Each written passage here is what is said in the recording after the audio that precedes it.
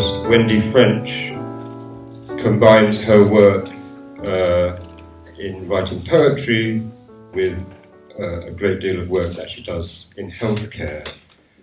Wendy has published several books, she's won various competitions, she judges competitions, and I'm sure she will tell you more about her work with various kinds of patients. So a big warm welcome, please, to Wendy French.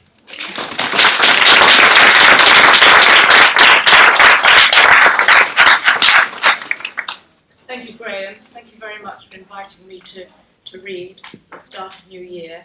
Thank you to everyone for coming. I wish you all a fulfilled, contented New Year. I don't say happy because I'm not sure what happiness is, but contented.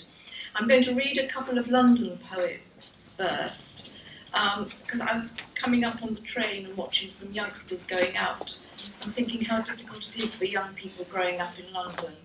And I remembered I've got this poem about my son who had a hard time. No, he didn't have a hard time. He gave us a hard time when he was growing up in London. Okay, thank you. That's okay. Can you hear me? Yeah. Thank you. And it's called Graffiti. Stumbling for a switch, tying a knot in my Parisian dressing gown. I know what I'm going to find, 3 o'clock in the morning. I'm unbolting the front door with excuses. They'll be different from yesterday's. And in the porch light, 2 policemen are holding you from a night I don't seem able to. One is kind, adopts an absent father role, pep talks about the dangers out there. The other lectures me on child protection, but I'm not listening. I'm travelling down the Jubilee line, gluing back your world, while your window still hangs open, highlighting your escape, and rain pours in.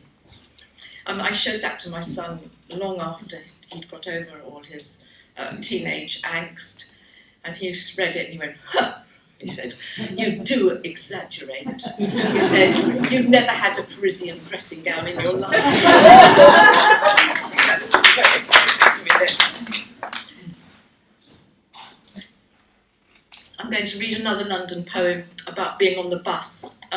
Where we live, you catch the 68 into London, and sometimes I'm fortunate or unfortunate, whichever way you look at it, to get on when the school children are coming in after school. So it's called From the 68. And it's for my niece who was killed while cycling for a greener London just before she was due to start teaching. From the 68.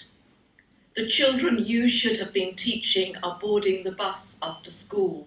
They talk about Hamlet, treachery, deception, how to do the minimum homework.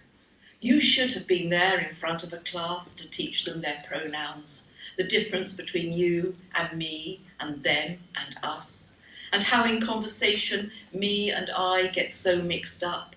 But it's no difference really, the sentiment's there. Me and Melissa don't like Shakespeare, but me and Sam are getting it later. As me is looking in the mirror and blowing bubble gum, she adds, Mrs. Boots are well nice. Ophelia's real buff, he should have written a chick flick. And those sonnets Miss drones on about drive me mad. So maybe this is a problem. Not putting ourselves first. Maybe you could have learnt from this. I'm flat roofing with all this work.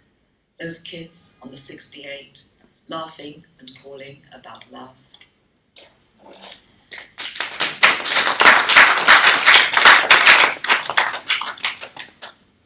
Thank you. I'm going to read one now for Vietnam. I have another son who works abroad, and I've never left London or Wales until he started going abroad, and that's the only way I could keep tabs on him. But it's opened my eyes to many things. And I loved Vietnam, but how the Americans thought they could begin to conquer that country, I have no idea, with the terrain and everything. And it was beautiful there. And this is, I have been obsessed by Sappho, who lived about 650 BC, and a lot of my poems start with fragments of hers, and this is one. It's called Yes, Many and Beautiful Things. Is it because it never will be like this again? Saigon's river flowing at our feet, 2 people waiting for the ferry, and snails stuffed with garlic so huge I could cry at the opulence of days. If your grandmother could see us now, her grandson showing her daughter the land where he lives, it's how the world turns, she'd say. We visit the War Museum, photographs of the burnt, the crying, the armless man selling iced water. The sun relentless like the river's current. But now, 6 o'clock, we drink cocktails. Young girls laugh, sandals gleam, and we step onto the boat to cross the waters. Yes, there are many more beautiful things in this country that builds on rivers and land, but everywhere around, the sun scores an emptiness. There's still that leftover feeling. I'm not saying that what was happening in Vietnam was all good, but who are we to interfere like that? Or the Americans. I'm going to read a few poems now from my book, Born in the NHS, which I co-wrote with a colleague and friend, Jane Kerwin. I know there are at least 2 doctors, a GP over there somewhere, in the audience. I want to read a few from here. Jane and I were both doctors' daughters, and we were brought up in the days when doctor's surgery was in our house. So our front room became the doctor's surgery, and then it became the front room at night. Very, very different from what it is now. We've made a lot of progress, but we've lost a lot as well. But I am passionate about the NHS. I'm passionate about the fact that we have to keep it, and we have to fight for it. So this is Born in the NHS, and the first poem I'm going to read is called The Doctor's Wife. My father died 4 years ago, and my mother's only just started talking about what it was like being married in her very early 20s to a doctor. She'd been a farmer's daughter, used to the seasons coming and going, cattle going to the abattoirs, but suddenly she found she was there expected to help deliver babies, which she did. And I dated it 1943 because in London there was the Blitz, but in Wales there was hardship too. The Doctor's Wife. Up the Tonmar Road, uncharted night, where snow has buried the trees and the moon lights up the old car that can't climb any further. The air in the hills is barren, cold. Ice devours everything, even a couple walking against night. The sheep are bleating, ignored by the shepherd who listens, boils kettles, piles up the towels. 2 figures struggle on to the croft, falter, almost turn back, on this night where the air consumes even the most human of souls. The doctor's wife knows what she has to do, make the tea, hold the woman, time the contractions. Doctor and shepherd wait for whiskey. She wonders about love on a night like this, the screams, the cries, the joy, the pain, the ice.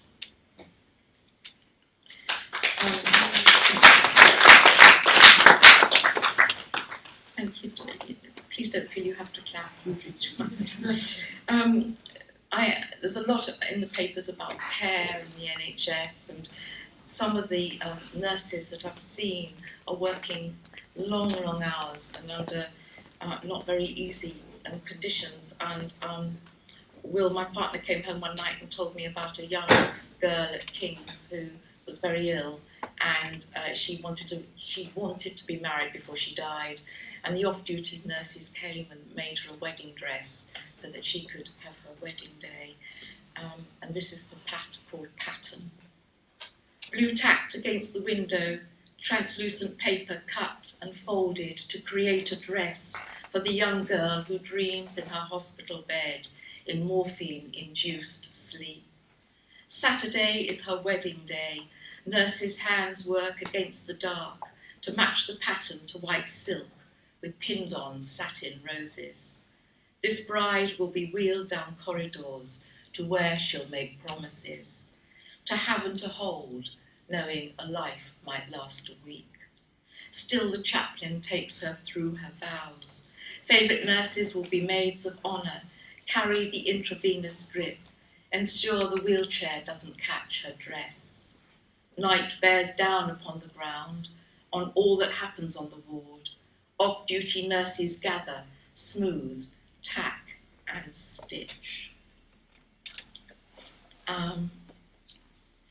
My sister, Diane, she's a radiographer, and she says it's very unfair to give perfumes or bath foams to anyone having chemotherapy because the smells can make you very sick.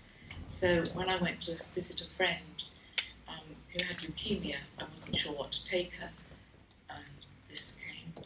Revlon. Refreshing smells can be nauseating. No flowers. Maybe bright red nail varnish is the answer.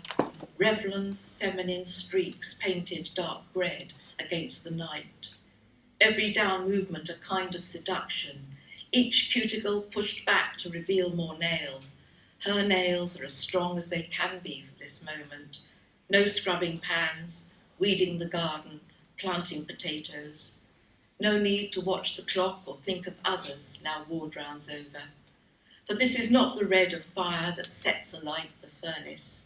It's not the red that burns in passions at the end of day, nor the sunset's reflection on the hospital bed. It's the red of Revlon painted against the hunger of white cells.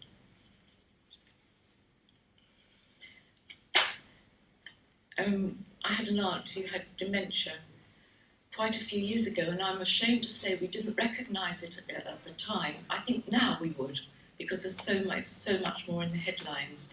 But when she had it, it was relatively rare, and we weren't sure what was going on for her at all.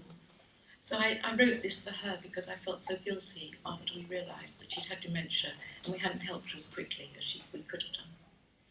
And again, it's a Sappho fragment. Someone will remember us. Heaven, this word with such infinite qualities. Suppose instead of heaven you'd said swifts, the ones that come and go from the garden. They always return like memories, almost lost. We should only speak in the present tense. To speak in the past is to speak when we are dead. Is there fruit cake for tea? Calls my aunt from the kitchen. Fish cakes for supper, she says to an empty room. And the kitchen, after 100 years of standing, doesn't need to reply. Such forgetting what day of the week we were born, whom we once loved, whether or not it's time for swifts. All this narrows 4 walls into a world, an oak table, a long-dead father who stands in duckweed, conducting La Bohème from the middle of the pond.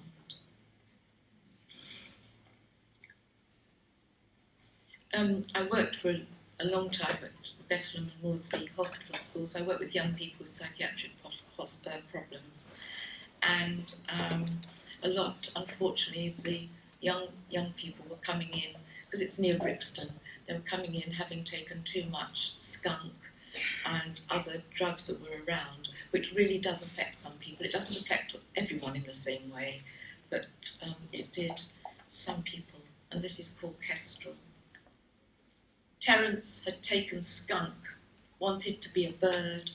His therapist once accused him of being a magpie. He wasn't a magpie, didn't covet anything that belonged to anyone else, just wanted what was his, and sleep. He dreamed of being a kestrel hovering. At school, a teacher had once shouted cuckoo, sent him to the back of the line. He vowed how one day people would see it was never his fault. Now was his chance to grow wings, a beak, circle round the back of the stage. He'd watched the kites feeding at Tregarron, observed how they knew the exact moment to dive, swoop for their prey, and then with a flourish, spread wings, reach up extravagant against a sky. And I'm going to finish with one that was a dream my niece had before she took her final medical exams, as she was living with us at the time. And then I'm going to ask Will to read one of Danny Absey's poems for me, because Graham asked us to think of bring a poem written by someone else. Danny Absey died in September last year. He was a Welsh doctor and poet. And he was shortlisted for the Elliot last year, but he didn't get it, unfortunately. And as it's the Elliot readings tomorrow, £20,000, there's 10 people tonight chewing their nails, wondering who's going to get it. I thought we'd finish my set with one of Danny's. This is my niece, her night before her finals. Body, blood, brain, plasma, tissue, leave Martel Road, walk along Robson, vagus nerve, the wandering nerve, up to the cemetery, a listed building, the one that jumps, a gap nerve. How can a cemetery be a listed building? Vague nerve, climb a mountain nerve, amble along the high street, nerve that gets on my nerves, down Lansdowne, away from the wine bar, melanoma, gut, pancreas, insulin. Don't be tempted, don't have a drink. Ligaments, cells, tissue, we've had that. Appendicitis, think of the child in Kings with peritonitis. Past the church, down to the butcher, the magic of the pancreatic B cell. Past Oddbins, don't even think about it. Muscle, biceps, piriformis, platissimus, quadriceps. Past the rose, cask ales. Brain again, hippocampus, seri, back up to Myton. Don't wake anyone up. Oh, fuck.